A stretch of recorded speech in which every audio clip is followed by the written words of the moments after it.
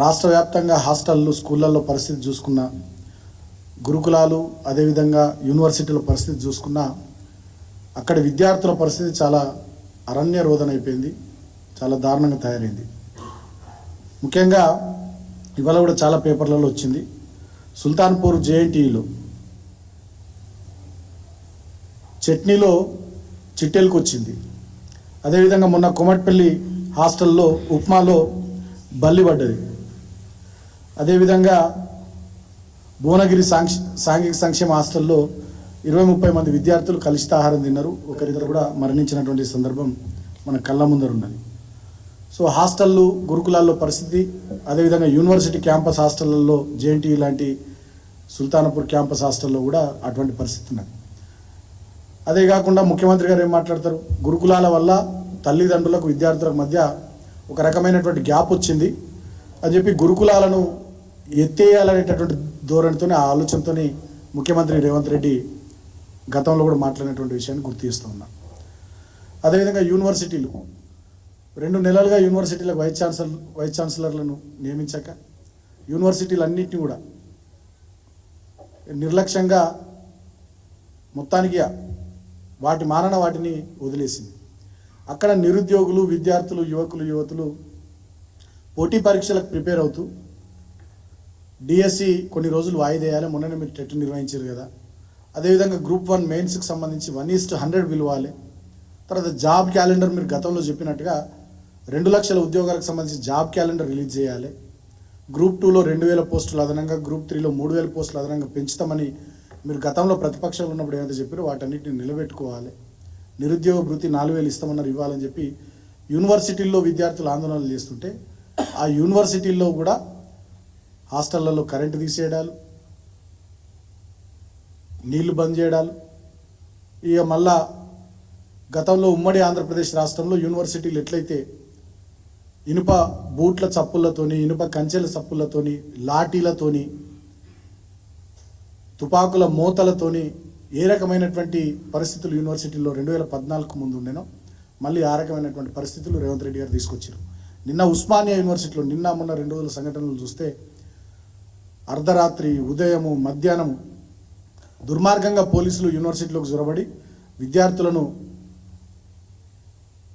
నిరుద్యోగులను, ఉగ్రవాదుల్ని కదా వెంటాడుతారు కదా, జమ్మూ కాశ్మీర్లో అట్లా వెంటాడుతున్నటువంటి వీడియోలు, ఫోటోలు మనమందరం కూడా చూసినాం.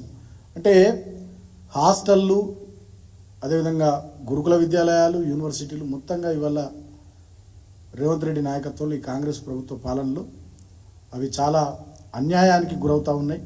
వాటి పరిస్థితి చాలా దుర్లభంగా తయారైనటువంటి విషయాన్ని గుర్తు చేస్తూ ఉన్నాం.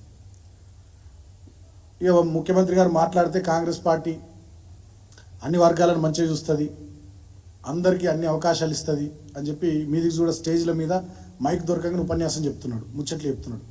ఆచరణలో మాత్రం రవ్వంతైనా ఈ రేవంత్ రెడ్డి దాన్ని చూపిస్తలేడు. గతంలో మనం చూసినాం, స్వయంగా ఆయన క్యాబినెట్ కొలీగ్స్ మంత్రులకు అవమానాలు జరుగుతున్నాయి. మళ్ళీ దాంట్లో కూడా ఎస్సీబీసీ మంత్రులకే అవమానాలు జరుగుతున్నాయి.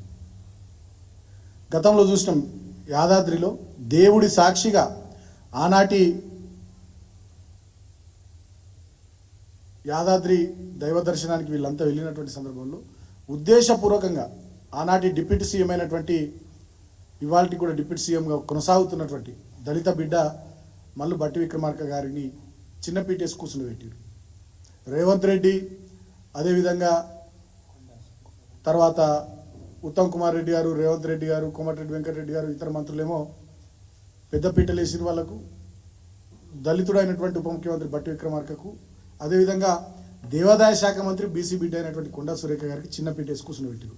అక్కడ ఎస్సీబీసీ మంత్రులకు యాదగిరి లక్ష్మీ నరసింహస్వామి సాక్షిగా ఎస్సీబీసీ మంత్రులకు అక్కడ అవమానం జరిగింది. మళ్ళీ సేమ్ సీన్ నిన్న రిపీట్ అయింది.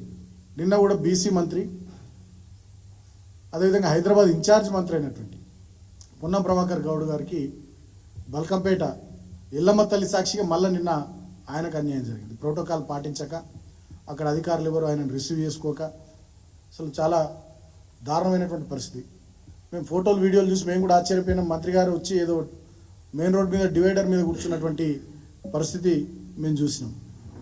సో అంటే ఉద్దేశపూర్వకంగా రేవంత్ రెడ్డి పాలనలో ఎస్సీ బీసీ మంత్రులకు అవమానాలు జరుగుతున్నాయి. అదే కాకుండా ఎస్సీ బీసీ మంత్రులే కాదు, ఎస్సీ బీసీ అధికారులకు కూడా అవమానాలు జరుగుతున్నాయి. మొన్నటికి మొన్న శ్రీనివాస్ అని చెప్పి అశ్వరావుపేట ఎస్ఐ ఆత్మహత్య చేసుకున్నాడు, మీరందరూ కూడా చూసిరు. ఆయన మరణ వాంగ్మూలంలో ఏం రాసిండు ఏందో ఏం కథనో అన్ని పేపర్లలో టీవీలలో కూడా వచ్చింది. అంటే ఇవాళ ఎస్సీ బీసీ అధికారులకు ఎస్సీ బీసీ మంత్రులకు రేవంత్ రెడ్డి రాజ్యంలో ఈ ప్రజాపాలనలో అడుగడుగున అవమానం అవహేళన ఇదంతా ఒక కుట్రపూరితమైనటువంటి విధానం కొనసాగుతూ ఉంది.